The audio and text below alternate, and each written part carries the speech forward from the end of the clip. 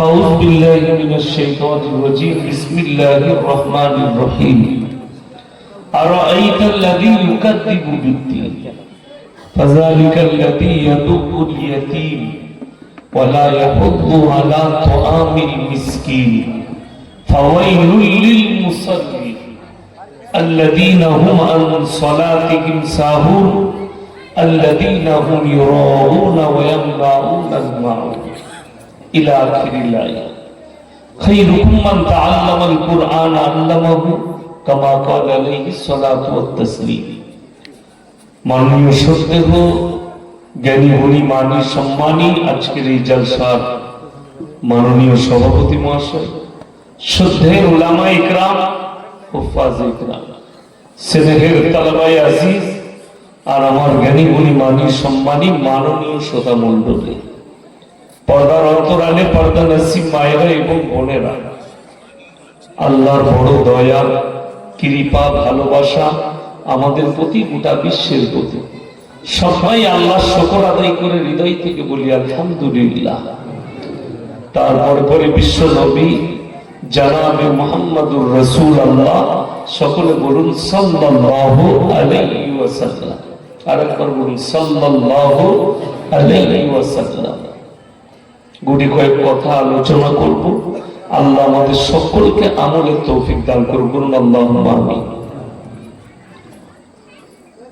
আমরা যখন মুসলমান দাবি করেছি, মুহাম্মদ সাল্লাল্লাহু আলাইহি সাল্লামের উম্মত দাবি করেছি এবং বলে থাকি, আমাদের কাছে দুনিয়াতে দুটো পথ, একটা হালাল একটা হারাম, একটা ভালো একটা মন্দ।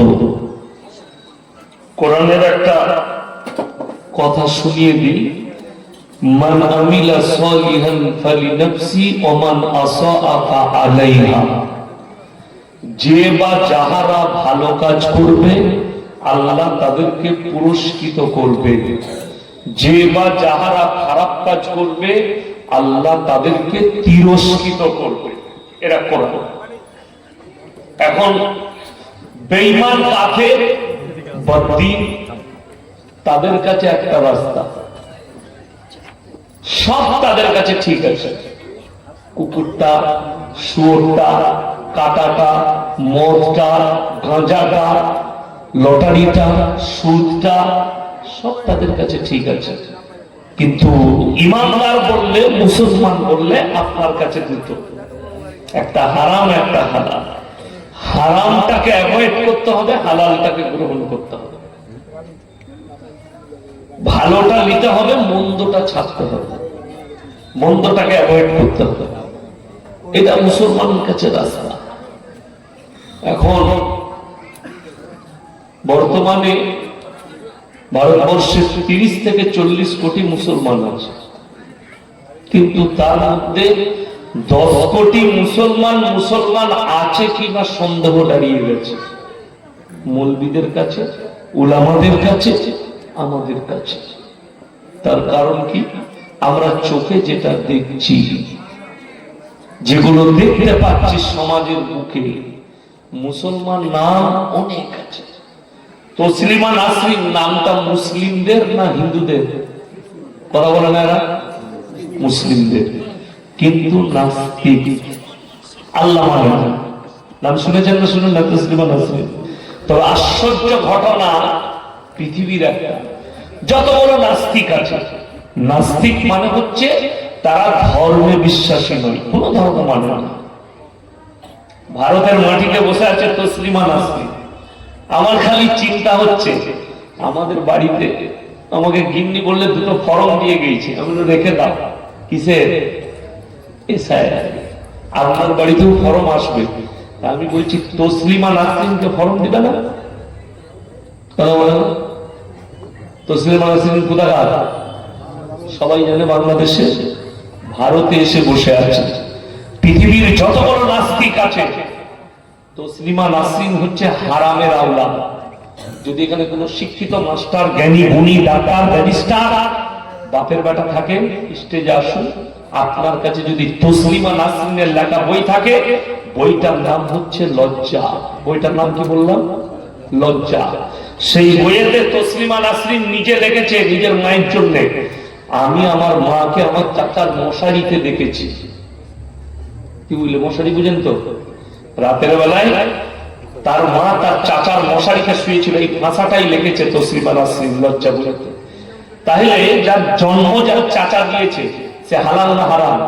মৌলবীদিকে জিজ্ঞেস করলেন, হারাম, অবৈধ সন্তান। সে নিজে প্রমাণ করেছে, নিজের মুখে বলেছে সে নাস্তিক। নাস্তিক মানে ধর্ম মানে না।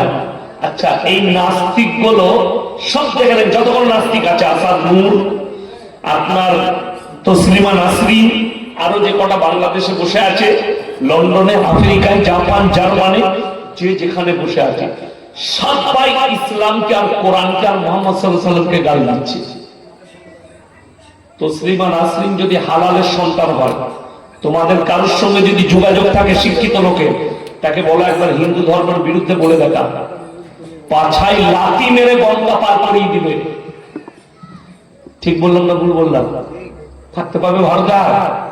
হিন্দু ধর্মের বিরুদ্ধে বললে, বৌদ্ধ ধর্মের বিরুদ্ধে বললে থাকতে পাবে, কিন্তু ইসলামের বিরুদ্ধে বলেছে, তাকে জামায় আদরে রেখেছে দিল্লিতে, ইসলামের বিরুদ্ধে বলছে বলে। তো এতে ইসলামের কোনো যায় আসে না। নূপুর শর্মা বলে একটা মেয়ে নবীজিকে গাল দিয়েছে না দেয়নি? এতে ইসলামের কোনো যায় আসে না। নূপুর শর্মাকে আমি আপনাকে বলে যাচ্ছি ভাই ক্যামেরা, স্বামী বিবেকানন্দের থেকে দামি লোক না কুমা দামি লোক? কথা বলে না এরা? স্কুলে যান নাই আপনারা? স্বামী বিবেকানন্দকে চিনেন না? আমেরিকার শিকাগো শহরে দাঁড়িয়ে বলেছে, পৃথিবীর যদি কেউ মহামানব হয় তিনি হচ্ছেন হযরত মুহাম্মদ মুস্তাফা সাল্লাল্লাহু আলাইহি সাল্লাম। জোরে বলে সুবহানাল্লাহ। এরপরে নূপুর শর্মা স্বামী বিবেকানন্দের পিশাবের যোগ্য হবে না। পিশাব করে দিলে ওইরকম কয়েকটা হারামের আওলাদ ভেসে যেত স্বামী বিবেকানন্দের জেগে, ওইগুলো বাদ দেন। আমি এক সপ্তাহ আগে একটা ডিবেট দেখলাম, চ্যানেলের ডিবেট। উত্তরপ্রদেশে অখিলেশ যাদবের দলের একজন নেতা আছে, তার নাম হচ্ছে গৌরব ভাটিয়া, ডিবেট করে। তো তিনাকে একজন জিজ্ঞেস করছে, আপ কিসকো মহাপুরুষ মানতে हैं? একজন ডিবেটে জিজ্ঞেস করছে, সে বলল, अगर मैं दुनिया में किसी को महापुरुष मानता हूं तो वो है मोहम्मद सल्लल्लाहु अलैहि वसल्लम। जो बोलो सुभान अल्लाह। हिंदू व्यक्ति, बार बार देखे दिबेन फेसबुके, हिंदू व्यक्ति बोले क्यों? बोले उन्होंने गरीब का हक मिटा दिया, गरीब का हक गरीब को दे दिया, मजलूम के पास खड़ा हुआ, किसी के ऊपर अत्याचार नहीं किया, इंसान को इंसानियत सिखाई। इंसान कैसे बनते हैं ये तो मोहम्मद सल्लल्लाहु अलैहि वसल्लम ने सिखाया। और दुनिया का मुसलमान, सारे मुसलमान अगर मोहम्मद सल्लल्लाहु अलैहि वसल्लम के बताए हुए रास्ता पर चलेंगे तो इनके पास कोई जुल्म सितम कुछ नहीं आ सकता। এরপরে আমি বলবো, এই 10 কোটি মুসলমান নাই কেন বলছেন ইয়াসিন স্যার? আমি বলে দিচ্ছি। আপনাদের এই থানাটার নাম কি? গোয়ালপুতা। খুব ভালো করে বুঝবেন, আমি বর্ধমান জেলার মানুষ, টাউন আমার খুব কাছে। আমার বাড়ির পাশে পানাগড়ের মিলিটারি ক্যাম্প, এক বাড়ি দিল্লি রোডের উপরে আমার বাড়ি, হাইওয়ের উপরে। আমি 400 কিলোমিটার এলাম কমপক্ষে আমার বাড়ি থেকে। আপনারা বুঝতে পারছেন, রাত জায়গা আছে, আমি গাড়িতে যেটুকু ঘুম হয়েছে এখানে ঘুমতে পারি, চোখে ঘুম আছে। তারপর দিলের কান দিয়ে শুনবেন, যদি এই কান দিয়ে শুনেন এই দিকে বেরিয়ে যাবে। দিলে যে কানটা দিয়েছে আল্লাহ, ওই কান দিয়ে শুনেন, কাজে লাগবে। আপনি বলবেন যে কেন বলছেন 10 কোটি মুসলমান নাই, তার প্রুফ কি আছে? এক নম্বর, আপনারা সকলে জানেন আলেম উলামারা বসে আছেন, মাদ্রাসার জলসা, তালবে ইলমরা আছে, আরো বিভিন্ন এলাকার উলামারা আছেন। ইসলামী শরীয়তে সুদ খাওয়া হারাম না হালাল? কথা বলেন, হারাম।